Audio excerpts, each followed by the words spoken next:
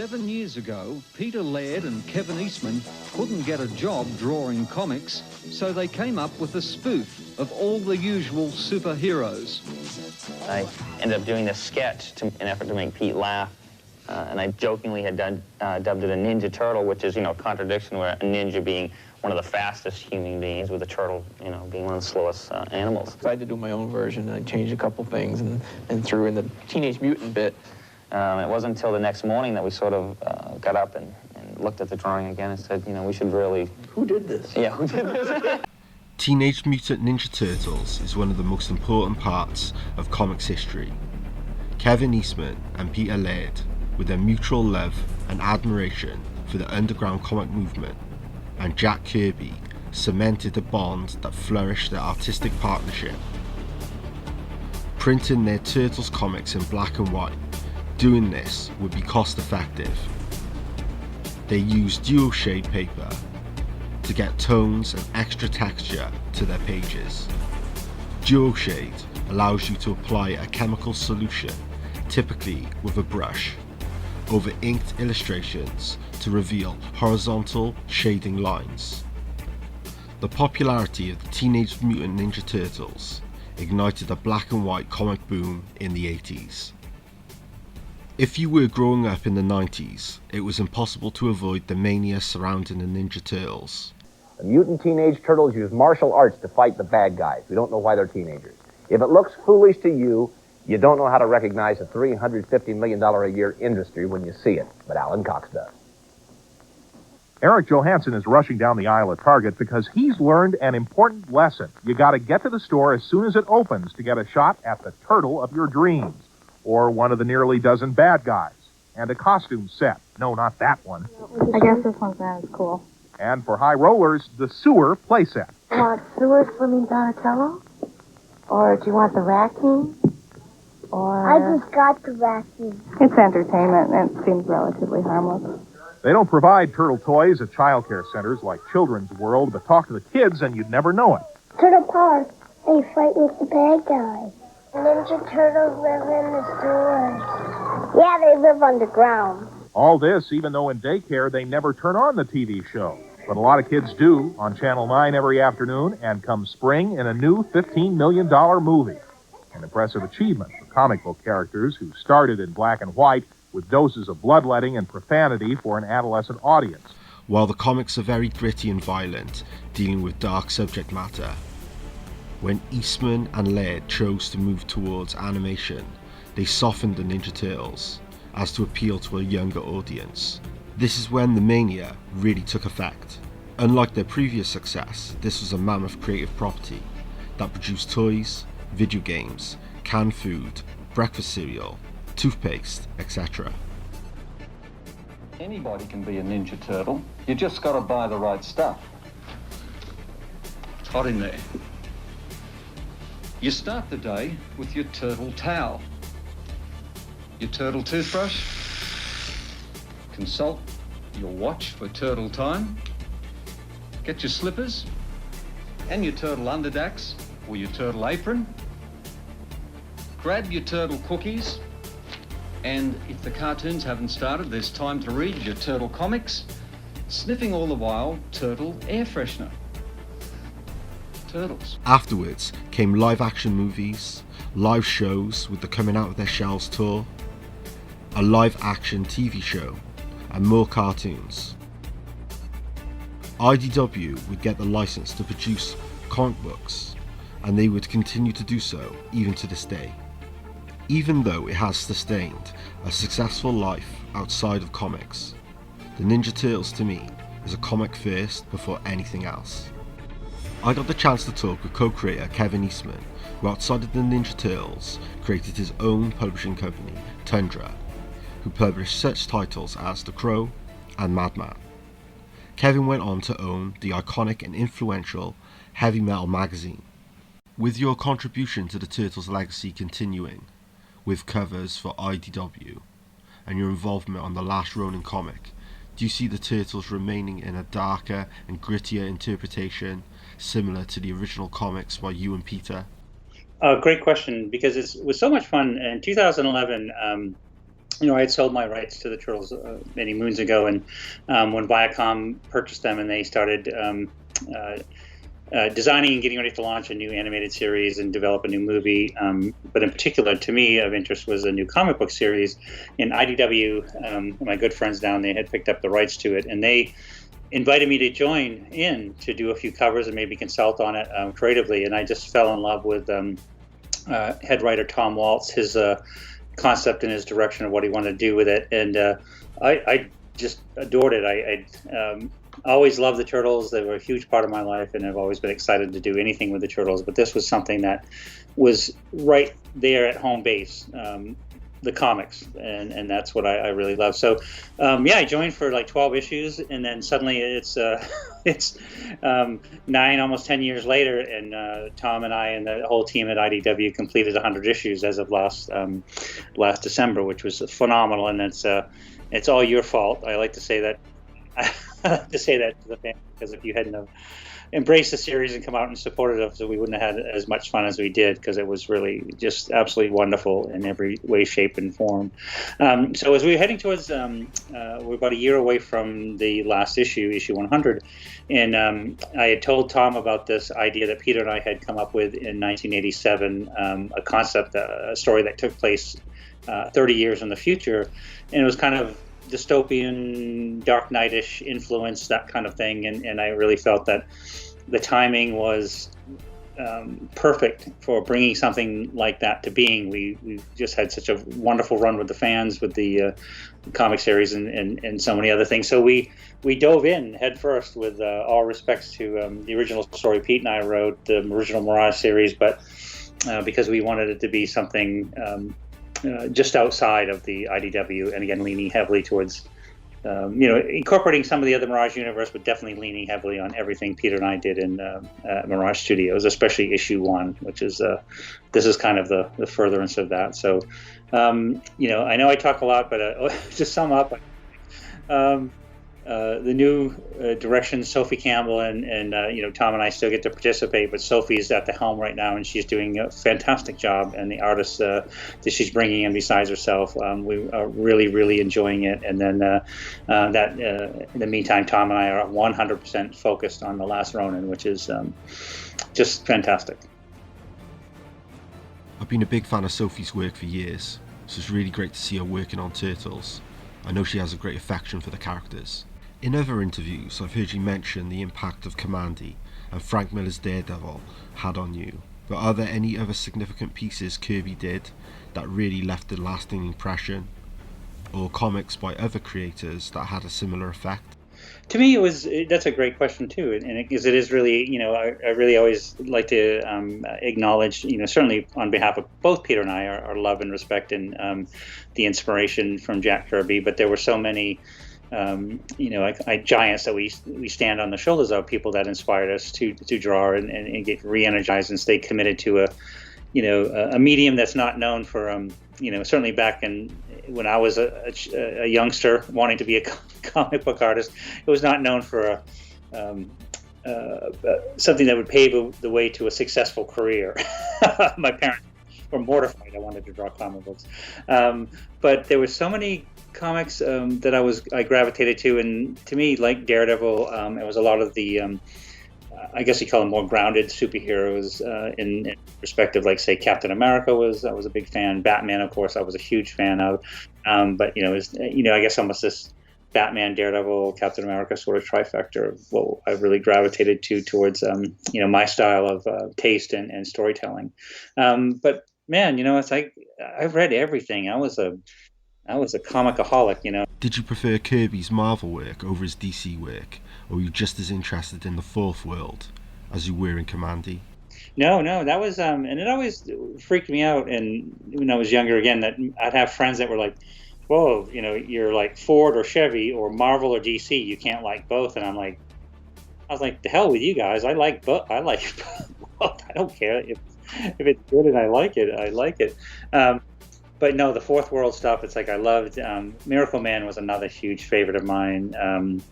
Everything from Sandman, Forever People. Pete was a huge fan of the Demon.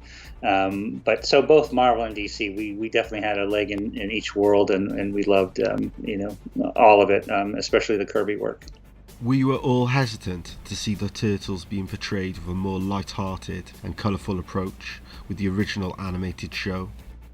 Not at all. And the fact of the matter was, I keep bringing up Kirby because it is so important, and certainly was to us, that we understood someone like him that was just such a powerhouse creative force, because of the circumstances of the industry and just the nature of the business. Of course, it was work for hire, so he really didn't get a chance to not only participate in the furtherance of his creations, co-creations, creatively or financially. And so we knew how incredibly lucky and blessed we were, that we had full control and ownership of the Turtles and say of what could be done and what could not be done. So when we began the journey on the animated toy side of the Turtles, we knew very specifically we weren't writing for an older audience anymore like the original Mirage series. It was designed to be for a much younger audience. So everything from the different colored bandanas, which is actually a Peter Laird idea, which was phenomenal to help tell them apart, to softening the origin and stuff. So we embraced it wholeheartedly, and we thought it was we actually didn't think it would actually work. We didn't think Turtles would work at a much younger kids level, and I'm still surprised 37 years later, 36 years later, that it worked as well as it did, and it's still working the way it is. Once you and Peter had your first Turtles comic completed, what were the next steps in getting it published and available to the public? It was my uncle. No, it was, it's funny because I laugh that we were some of the early, and certainly not alone, but we were certainly some of the early crowdfunding people, because we put together a presentation for my Uncle Quentin, who was actually, interestingly enough, he was a dealer for art supplies, so we used to get a lot of art supplies from him and stuff at a cut rate, which was hugely helpful as a starving artist. But we put together a business plan and said, for $1,200, we can print 3,000 copies of a black and white, 2-color cover, 40-page comic book, and this is how we'll pay you back. He agreed. He signed the deal, signed the contract, and wrote us a check. So that was our original step towards self-publishing. We initially just offered it as a order it by mail through some fanzines that were out there, that comic book based fanzines. So $1.50 plus 50 cents postage, and you could buy it directly from us at Mirage Studios. But then we started getting calls from comic book stores and things, and saying, well, we're getting a lot of demand for your comic book from our customers, and we want to buy them from you. And so that's where we were literally told how distribution into comic book stores work, and that was our foot in the door to start building a relationship with distributors and comic stores. And so we figured it out. We had no clue what we were doing, very naive, and we sort of went in with eyes wide open as best they were. So we were very lucky and held our ground. Was there any title at Tundra that really stuck out to you? Something that you thought was exceptional? All of them. I love them all. It's well, the thing was that I have such an eclectic taste of comics, being exposed to Heavy Metal magazine in 1977. So I love European artists. I love American underground artists. I love manga. So a lot of the ideas that came to me were ideas that from some very well-established creators that wanted to self-publish but didn't want to, say, do the business on their own, because it's quite a lot of work, actually. And so with all of these, I embraced and I called it Tundra would be the Apple Records of comics, but I was always like, it's not going to end the same way. We're going to do it the right way. But the same, misconceptions, but still I'm not complaining, and I have absolutely zero regrets. But everything from Violent Cases to Cages to From Hell to Mike Allred's Madman to just every one of those books had struck me in a way. I did a book called Baron's Story did a book called Mirage Diaries, and I loved it. We didn't sell more than a handful of copies, but it's one of my favorites. It's on my shelf over here. So, no, that Tundra experience was an expensive lesson, but one that I enjoyed learning and really embraced and loved those books that we did at that time. From a publisher's point of view, was there anything you were looking for in particular when people would send you work? It was more as a publisher, it was more about the artist, because I felt like, Peter and I had been so fortunate with an absurd, crazy, insane idea called the Teenage Mutant Ninja Turtles, and it found its path and it worked because it was creative driven, for better or for worse, and it found its way to where it needed to be. So to me, it was all about what the creator wanted to do, because a lot of them would come to me and say, well, I've done stuff for mainstream publishers, I've done this kind of stuff, kind of because I loved it, but also to pay the bills. But I've always had this particular story or this idea in mind that I would love the opportunity to do my own thing on my own story on my own terms, and that was kind of the guidelines for me, is that they were passionate about it, and that's what pending budget and schedule and everything. That's how I chose projects for Tundra. Have you started using a digital process with your work, or do you still stick to more traditional aspects of creating comic books?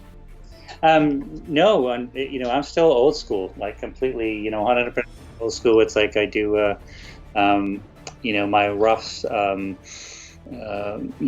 smaller to size, thumbnail size, and probably I guess the only digital assist is when I take them to FedEx, I enlarge them so then I can light table them at 10 by 15 comic book size. But I'm still full on, hands on. I like to feel the pen on the paper, the ink on the paper, the brush on the paper, and everything sort of, and that, which, at the end of the day, you love it or hate it, you end up with a piece of original art that is, and that's the end game. That's what I feel. And I love what people can do digitally. I love the people that can handle those, the Viacom tablets, and, just so many things. It's amazing what they can do, but it's just, I'm too old. I'm too old school. When I was reading the original Turtles comic, I noticed that there was quite a lot of reference to Japanese terminology and culture, and I just wondered, how did you do your research? Was it through public libraries, or reading books, or even watching movies? A combination of all of the above, and in fact, as a big, huge fan of libraries, certainly for research, history, especially. I was an art history geek, but it was movies initially, but it was the interest in those movies that you could find, certainly back in those days, these absolutely fantastic,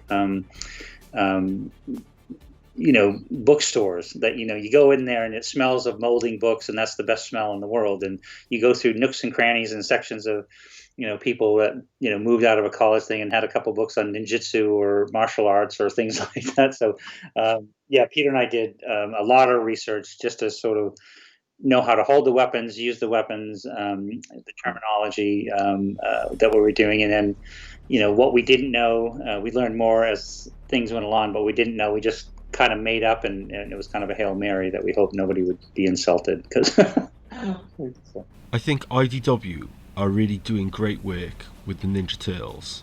Issue 1 of The Last Ronin was fantastic. How do you feel about IDW's approach to the Turtles? Oh, thank you. No, and I'm glad you brought it up, because that is, one of the many things that I love about IDW as a company, and certainly when I started working with them, is that they were really dedicated to creating collections whenever possible, scanning from original art, or at least repackaging some of those original works in a way that was larger in format, was added annotations were added. It just, it was done as a hardcover, so it was actually done in a book, presented in a way that just was professional and something you could be proud to put on your bookshelf. And it was so much more, especially for the original fans, when they could read a lot of the behind the scenes and stuff like that. So it's been, I think at this point they've either reprinted or repackaged and done editions of some of my favorite stuff, and just about every single thing we've done, or every version of the Turtles, which is incredible. Simon Bisley is an incredible artistic force. and I grew up reading 2000 AD, and I was a big fan of the Slain comics he was doing, as well as the Lobo mini-series he did for DC Comics. So I was just wondering, how did your collaboration with Simon Bisley come about, since you two have worked quite a lot with each other? No, the great question, because I'm a huge fan of Simon, and I was well aware of his work long before I got a chance to meet him. And it was in part with a friend of mine named Dave Elliott, who's he's a writer, he's an artist, but he does a lot of packaging of books, does work for Titan, and has been around he's a British, UK-based editor and a book packager, if you will. And so David introduced Simon and I, and immediately we sort of had a connection of ideas, and there was a project I was working on that he really wanted to collaborate on, and that was sort of the start of it. So we had this long ongoing relationship of multiple projects and multiple things where I would usually write and do the layouts, and then Simon would make the pages really awesome and also insane. But we had some adventures, and he's one of those guys that especially in those early 2000 AD and so many ABC Warriors and Slain and Judge Dredd, so many things. He's iconic, and right now I just wish we'd see a lot more of him out there doing stuff. He really needs to. We miss him. We need to see him back doing the awesome stuff that he's known for. So, but he was the greatest. Love him. Are there any plans to look at developing a new creator-owned project in the near future? It's I've got so many ideas in various around my room, notebooks and ideas, stuff that I've been working on. Sometimes, in some cases, for many years, you have an idea or two on something, and you are working on it, and then suddenly things like paying rent and stuff like that, you have to go back to work that pays the. So I've got a lot of ideas here, there, and everywhere. But right now, I'm all about Turtles. I've been working on the IDW ongoing series again with Tom and the whole crew over there for about the last 10 years. And, Tom and I have been developing the Last Ronin for the last about a year and a half. And now that we're fully, finally it's all systems go, and we finally got the first issue out, we're pretty much locked tight into that until, mid 2021. Hey, Joey, I got some stuff you just gotta try. What is it? Pot. Marijuana. Oh, well, I don't know. What are you, chicken? Joey's in a jam. What should he do? Kate. Get a teacher. Excellent. Get a pizza. Get real. Get out of there. You got it. Let's see if Joey's that smart. I'm not chicken. You're a turkey. He's right. Drug dealers are dorks. Don't even talk to them. Cowabunga! Like, subscribe, and keep living in fiction.